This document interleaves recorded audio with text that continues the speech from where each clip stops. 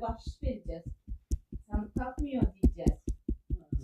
Ondan sonra onlar oturmuş biz bilmiyorduk demişler. Onlar oturmuş hatta annesi, kızın annesi böyle bir şey. Hayır, ayıkmayıp değil bizde alet budur. Bizde hani şey verilecek.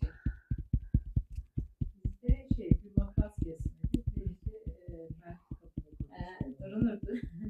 Burada köylerde falan öyle şey adet yani. Var ya ama Yok, güzel iyi bir şey yani. Yani çok var yani. Mesela eskiden evlerde olurdu ya şey. Bak nişanlarda falan. Bir de zarfı para koyarsın verirsin. Mesela kayınpedere falan şey gider. Eskiden limonatalar parmakta olur ya.